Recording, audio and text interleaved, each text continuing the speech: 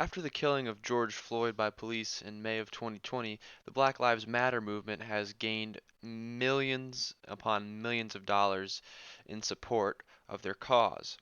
A lot of this money goes towards the Black Lives Matter Foundation itself to help bail out protesters and to other causes that they stand for in the name of fighting racial injustice. Many prominent celebrities and public companies have donated millions upon millions of dollars to this cause as well. Across the United States and Canada, there are many different chapters, as you can see here. Black Lives Matter protesters decided to loot and damage the city of Chicago, leaving about $60 million in damages. One of the organizers for the protest, Ariel Atkins, decided that looting plays an important role in fighting this injustice. You can see some of the protesters here holding a banner that says, "Our futures have been looted from us. Loot back." I wonder how the futures of these young Americans have been looted from them when they begin the opportunity to live in the best country in the world. Next, I'll show you some of the comments made by the organizer of the looting and the protests, Ariel Atkins. If somebody decides to loot a Gucci or a Macy's or a Nike, because that makes sure that that person eats. That makes sure that that person has clothes. That's reparations. That is reparations.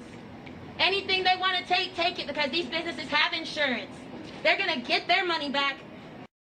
As you can see, some very appalling comments made by the organizer of fighting racial injustice. We can see just some appalling things.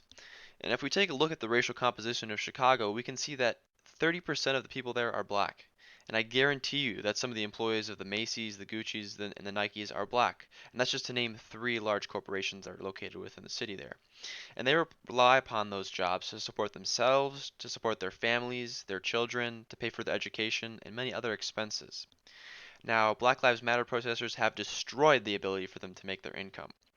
And with the coronavirus going on, job opportunities are much lower than they used to be, and it may take weeks for somebody to find another job. During that time, they may not be able to afford their rent and be evicted. They may not be able to buy groceries for themselves and for their children. So explain to me how destroying the ability for a black person to work is fighting racial injustice. That just makes no sense.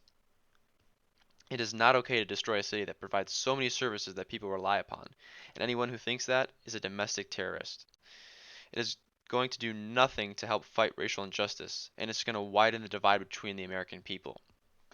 Also, Ariel Atkins makes the point that businesses have insurance. Well, sure, the three large corporations that you named do, but not all businesses do have insurance. What about family-owned companies? They might even be able to afford that insurance because it's very expensive. And if their businesses are looted and destroyed, they may not be able to afford to repair it and start up again. Especially look at the context of where we are right now. The coronavirus has damaged many small businesses. It is no way to get people to join your cause by destroying your own cities. That is how you drive hate into people and make them go against you. Next, an interesting point, we can look at the website Converse, a Nike-owned company, which has pledged to commit $40 million over the next 4 years to support black communities, working with Nike, Jordan, Converse, all these companies. So we can see that they want to fight social injustice, driving education, and combating racial inequality. Explain to me how destroying the storefronts of your allies that donated $40 million to your cause is going to help fight racial injustice. The answer is that it's not. Ariel Atkinson says, My people aren't getting anything. if her people are not getting anything, then where is the hundreds upon hundreds of $millions going that have been donated to the Black Lives Matter Foundation? Is that money just going to line the pockets of the organizers? If her people are not getting anything, I don't understand how those hundreds of millions of dollars have not been given to black communities to help people get jobs, to help them get better education, to help support those families within the black communities. Where is all that money really going? Is it truly to help black communities? I don't think so. Because if that was the case, people would not have to go out and loot stores to be able to support themselves. They'd be able to go to the Black Lives Matter Foundation to request money or to be able to request money for their own communities.